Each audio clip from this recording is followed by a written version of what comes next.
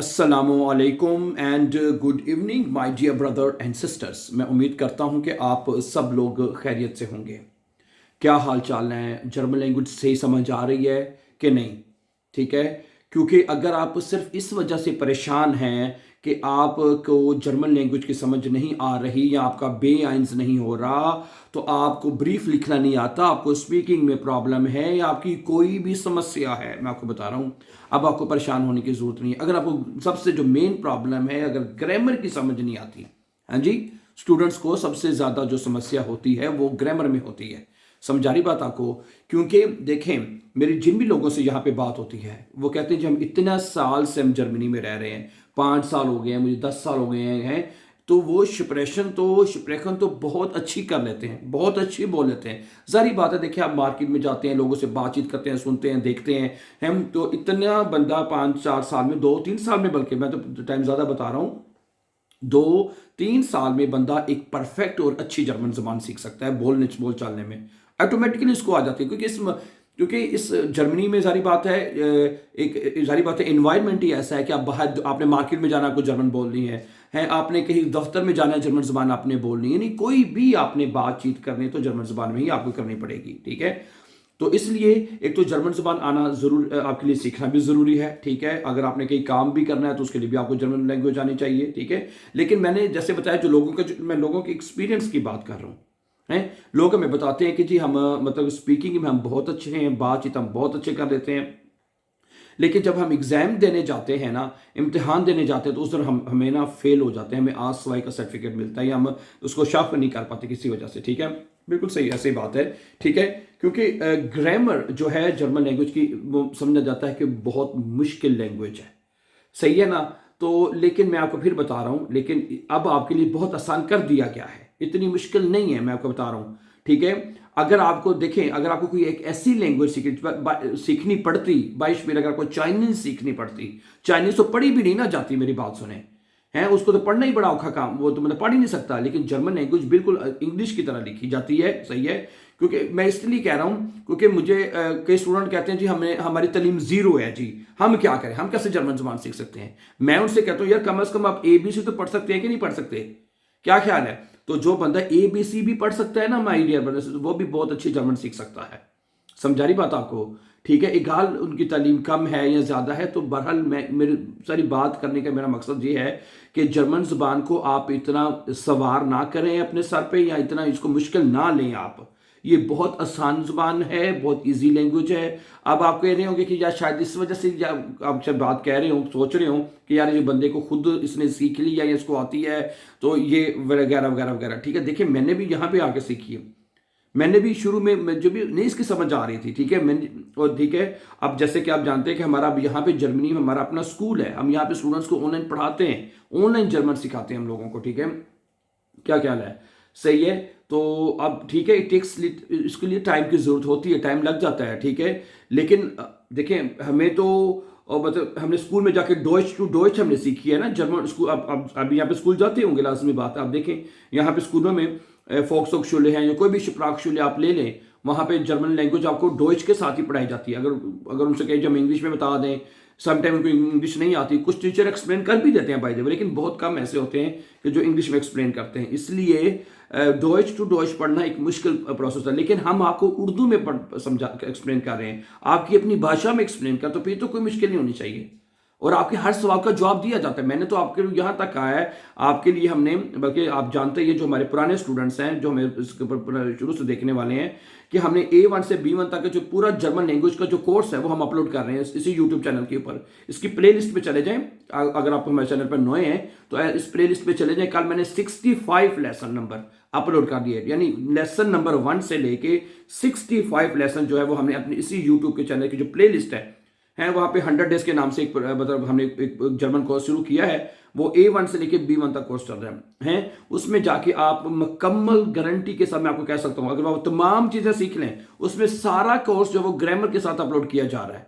उसमें नॉमिनेटिव क्या है, मैं एक दिन फ्रैंकफर्ट गया जुमे की नमाज पढ़ने, मस्जिद के बाहर लड़का ड्यूटी पे खड़ा होता जी, उसने मुझे खड़ा होते ही मुझसे जो सवाल किया, बल्कि मुझे ना गाड़ी की पार्किंग नहीं मिल रही थी, तो उसने कहा यार मेरी वैसे तो मैं खड़ी करने नहीं देता किसी को, लेकिन आप चूंकि मैं आपके यूट्यूब चैनल से जर्मन सीख रहा हूँ तो आप मेरे टीचर भी हैं, तो इधर खड़ी करने हैं। उसने मुझे एक तो मेहरबानी उसकी उसमें पार्किंग लगवा दी, और उसने उत्तर कहता मेरे सवाल का जवाब दे दे। मैंने कहा जी।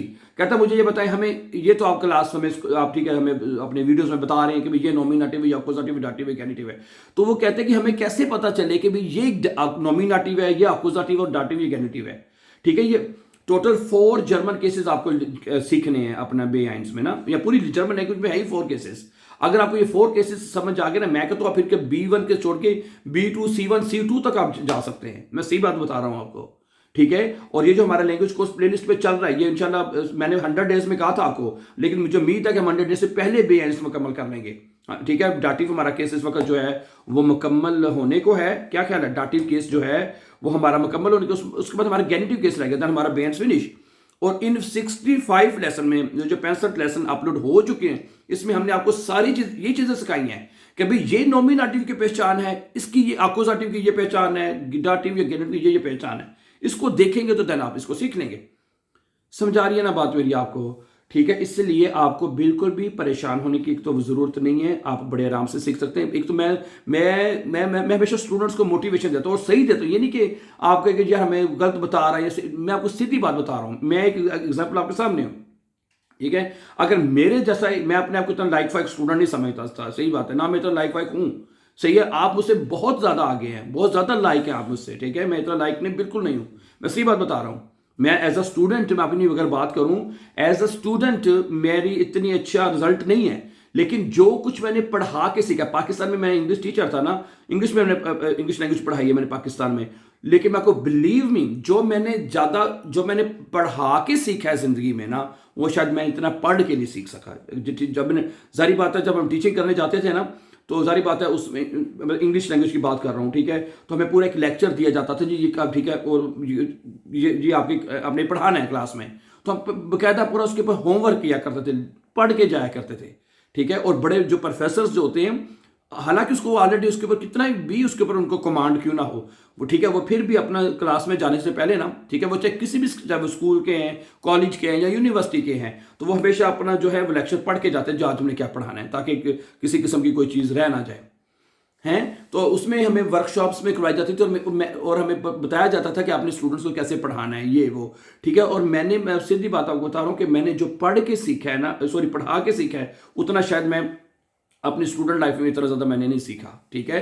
तो इसलिए मैं आपको कहना चाहता हूँ, आप तो माशाल्लाह बहुत पढ़े लिखे हैं, आप तो बहुत ही हाई क्वालिफाइड स्टूडेंट्स हैं, पढ़े लिखे हैं, इंग्लिश आपको आती है, और जो बंदा इंग्लिश लैंग्वेज जानता है तो उसके लिए तो जर्मन लैंग्वेज कोई मुश्किल नहीं होनी चाहिए, ठीक है। और मैं पाकिस्तान से भी तमाम उन स्टूडेंट्स को मोटिवेशन दूंगा कि आजकल जहाँ पे आपको पता है कि B1 के बाद कोई वीज़े ओपन हैं, हाउस बिल्डिंग के लिए लोग बहुत आ रहे हैं, स्टडी वीज़े के लिए ऊपर भी लोग यहाँ पे आते हैं, अगर आपकी अच्छी तालीम है, ठीक है। इसके ऊपर मैंने तो भी इतना वर्क नहीं किया, लेकिन आप देखें इंटरनेट पे जाके सर्च करें, हमें स्टूडेंट जो बताते हैं, जो हमें फ़ोन करते थे, हमने B1 करना है, क्यों करना है जी, हमने यहाँ पे हाउस बिल्डिंग के लिए आना है, हमने यहाँ पे हमारे कोई मामू चाचू या जो भी हमारे रिलेटिव्स हैं यहाँ, उन्होंने हमें कहा जी आप आस वाए B1 कर लें तो आपको यहाँ पे किसी हाउस बिल्डिंग का हम दाखिला दिलवा देते हैं, ठीक है। जाहिर बात है हर इंसान को कोई ना कोई बाहर ज़रूर होता है, ठीक है। अगर नहीं भी है तो आप अपने तौर पर कोशिश करें ना, लैंग्वेज सीखें। लैंग्वेज मैंने आपको गारंटी दे दी है ना, विद द ग्रेस ऑफ अल्लाह, ठीक है, ठीक है, अल्लाह के फजल से, ठीक है, आप इस चैनल के ऊपर बहुत परफेक्टली जर्मन आपको सिखा देंगे।